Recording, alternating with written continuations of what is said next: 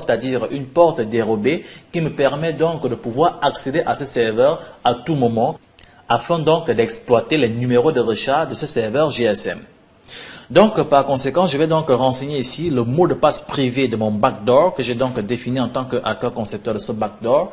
Donc, à partir de là, je vais donc me loguer via mon backdoor sur le serveur. Donc, maintenant, je suis sur le serveur et comme vous pouvez le constater, j'ai donc droit à tous les fichiers du serveur. Le dossier admin, le dossier CSS, les éléments du serveur, les images, etc., etc.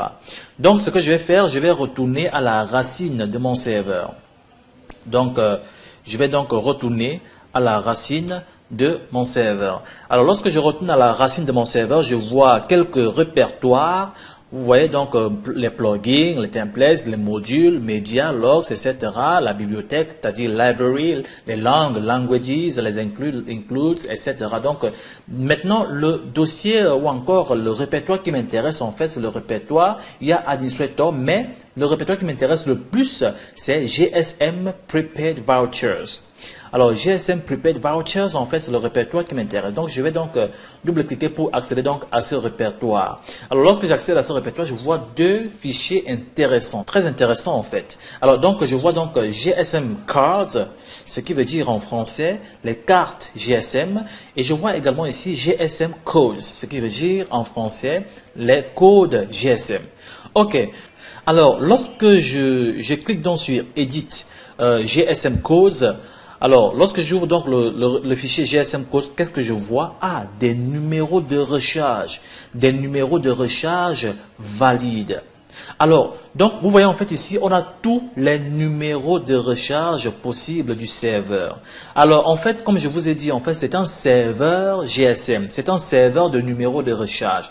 C'est un serveur à partir duquel un hacker peut donc, ou encore un utilisateur normal, peut normalement aller acheter des numéros de recharge ou encore faire un transfert de crédit de communication. Vous voyez par exemple, lorsque l'utilisateur veut donc faire une recharge sur son portable à partir de ce serveur, automatiquement le serveur va souvent se nourrir de ces codes de recharge dans son algorithme pour pouvoir donc faire le transfert vers le numéro de l'utilisateur. Mais ce qui se passe à chaque fois qu'un numéro de recharge est donc utilisé, il est automatiquement retiré de la liste.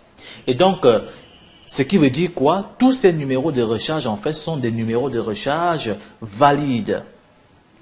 Tous sont des numéros de recharge encore non utilisés par le serveur. Donc le hacker peut donc maintenant copier tous ces numéros de recharge et commencer donc à recharger son téléphone avec ces différents numéros de recharge. Et encore que les prix ne sont pas spécifiés. Ça peut être des numéros de recharge de 10 000 francs, ça peut être des numéros de recharge de 100 000, ça peut être des numéros de recharge de 1000 francs, ça peut être des numéros de recharge de 50 000.